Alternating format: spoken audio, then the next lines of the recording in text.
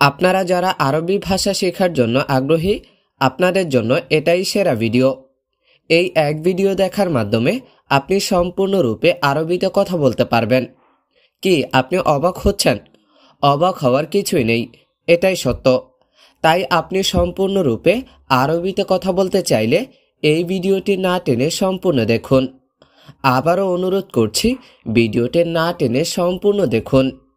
আর আপনি যদি আমার এই চ্যানেলটিতে নতুন হয়ে থাকেন তাহলে চ্যানেলটি অবশ্যই সাবস্ক্রাইব করবেন। তাহলে চলুন শুরু করি। আমার অনেক সমস্যা আছে দেশে। এর আরবি অর্থ আনা ফি মুশকিলা জিয়াদা বিলাদ। এখানে আনা অর্থ আমার, ফি মুশকিলা অর্থ সমস্যা আছে, জিয়াদা অর্থ অনেক, বিলাদ অর্থ দেশে। আমার অনেক সমস্যা আছে দেশে। আনা ফি মুশকিলা জিয়াদা বিলাদ। এই যে বস, আমার টাকা লাগবে। এর আরবি অর্থ ইয়া মুদির আনা আবগা ফুলুস।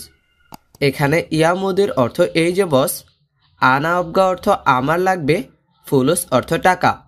এই যে বস, আমার টাকা লাগবে। ইয়া মুদির আনা আবগা ফুলুস। আমার কাজ নেই। এর আরবি অর্থ আনা মাফি শগল। এখানে আনা অর্থ আমার, মাফি অর্থ নেই, শগল অর্থ কাজ। আমার কাজ নেই, আনা মাফি শগল। আমি এখন বেতন চাই। এর আরবি অর্থ আলহিন আনা আবগা রাতিব। এখানে আলহিন অর্থ এখন, আনা অর্থ আমি, আবগা অর্থ লাগবে বা চাই, রাতিব অর্থ বেতন। আমি এখন বেতন চাই। আলহিন আনা আবগা রাতিব। আমি আরবি বুঝি না। এর আরবি অর্থ আনা মাফি মালুম আরবি। এখানে আনা অর্থ আমি, মালুম অর্থ জানি বা বুঝি, মাফি মালুম অর্থ জানি না বা বুঝি না। আমি আরবি বুঝি না। এর আরবি অর্থ আনা মাফি মালুম আরবি। আমি নতুন। এর আরবি অর্থ আনা জেদিদ। এখানে আনা অর্থ আমি, জেদিদ অর্থ নতুন। আমি নতুন, আনা জেদিদ। এখন সাথে টাকা নাই। এর আরবি অর্থ আলহিন সাওয়া সাওয়া মাফি ফুলুস। এখানে আলহিন অর্থ এখন, সাওয়া সাওয়া অর্থ সাথে, মাফি অর্থ নাই, ফুলুস অর্থ টাকা। এখন সাথে টাকা নাই। আলহিন সাওয়া সাওয়া মাফি ফুলুস। ঠিক আছে মালিক, সমস্যা নাই। এর আরবি অর্থ তাইয়েব মুদির মাফি মুশকিলা। এখানে তাইয়েব অর্থ ঠিক আছে, মুদির অর্থ মালিক, মাফি মুশকিলা অর্থ সমস্যা নাই। ঠিক আছে মালিক, সমস্যা নাই। তাইয়েব মুদির মাফি মুশকিলা।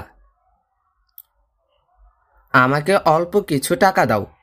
এর আরবি অর্থ আতিনি শুয়াইয়া ফুলুস। এখানে আতিনি অর্থ আমাকে দাও, শুয়াইয়া অর্থ অল্প কিছু, ফুলুস অর্থ টাকা। আমাকে অল্প কিছু টাকা দাও। আতিনি শুয়াইয়া ফুলুস। সে ভালো লোক, আমি জানি। এর আরবি অর্থ হুয়া নফর কয়েস আনা মালুম। এখানে হুয়া অর্থ সে, নফর কয়েস অর্থ ভালো লোক, আনা মালুম অর্থ আমি জানি। সে ভালো লোক, আমি জানি। হুয়া নফর কয়েস আনা মালুম। আপনি রাগ করবেন না। এর আরবি অর্থ ইনতা মাফি জালান। এখানে ইনতা অর্থ তুমি বা আপনি, জালান অর্থ রাগ করা, মাফি জালান অর্থ রাগ করবেন না। আপনি রাগ করবেন না। এর আরবি অর্থ ইনতা মাফি জালান। একটু একটু জানে, নতুন লোক। এর আরবি অর্থ মালুম শুয়াই শুয়াই জেদিদ নফর। এখানে মালুম অর্থ জানা, শুয়াই শুয়াই অর্থ একটু একটু, জেদিদ নফর অর্থ নতুন লোক। একটু একটু জানে, নতুন লোক। মালুম শুয়াই শুয়াই জেদিদ নফর। সব আরবি জানে না। এর আরবি অর্থ মাফি মালুম কুল্লু আরবি। এখানে মাফি মালুম অর্থ জানে না, কুল্লু আরবি অর্থ সব আরবি। সব আরবি জানে না।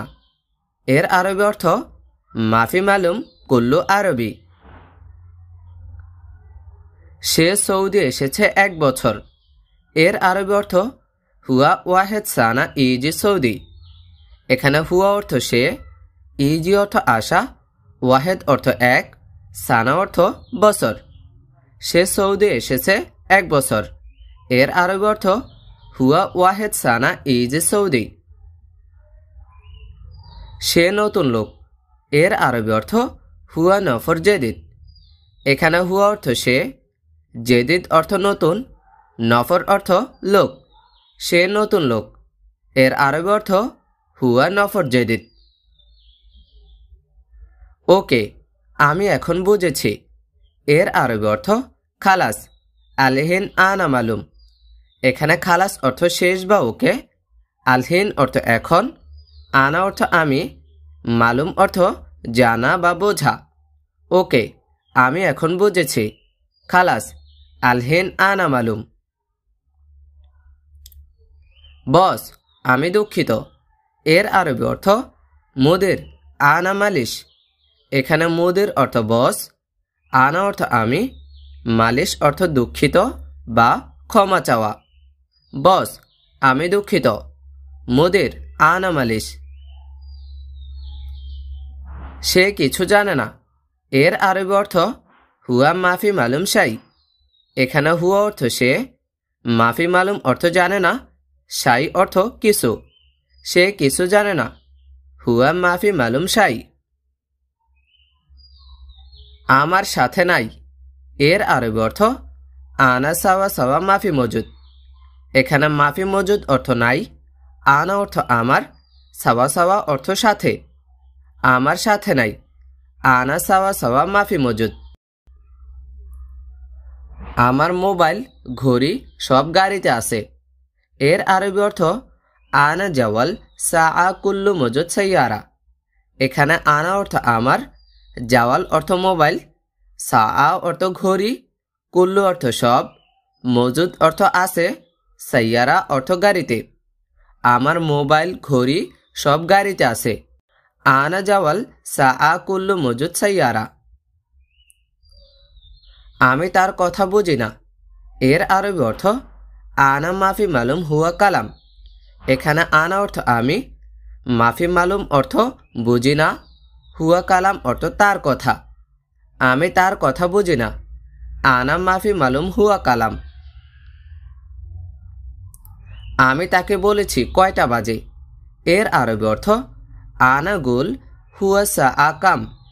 এখানে আনা অর্থ আমি, গুল অর্থ বলা, হুয়া অর্থ সে বা তাকে, সাআ কাম অর্থ কয়টা বাজে। আমি তাকে বলেছি কয়টা বাজে। এর আরবি অর্থ আনা গুল হুয়া সাআ কাম। আমি দেখতেছি তুমি তার সাথে অনেক কথা বলতেছ। এর আরবি অর্থ আনা শুফ হুয়া সাওয়া সাওয়া জিয়াদা গিরগির ইনতা। এখানে আনা শুফ অর্থ আমি দেখতেছি, ইনতা অর্থ তুমি, হুয়া সাওয়া সাওয়া অর্থ তার সাথে, জিয়াদা গিরগির অর্থ অনেক কথা বলা। আমি দেখতেছি তুমি তার সাথে অনেক কথা বলতেছ। এর আরবি অর্থ আনা শুফ হুয়া সাওয়া সাওয়া জিয়াদা গিরগির ইনতা। হে প্রিয়, কি সমস্যা তোমার? এর আরবি অর্থ ইয়া হাবিবি এস মুশকিলা ইনতা।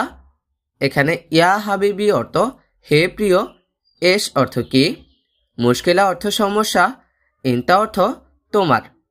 হে প্রিয়, কি সমস্যা তোমার? এটার আরবি অর্থ হচ্ছে ইয়া হাবিবি এস মুশকিলা ইনতা।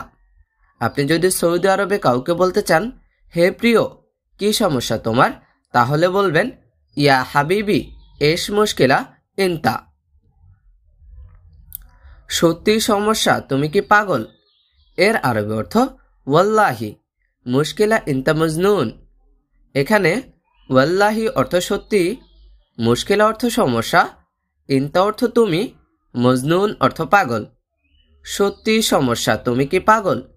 এটার আরবি অর্থ হচ্ছে ওয়াল্লাহি মুশকিলা ইনতা মজনুন।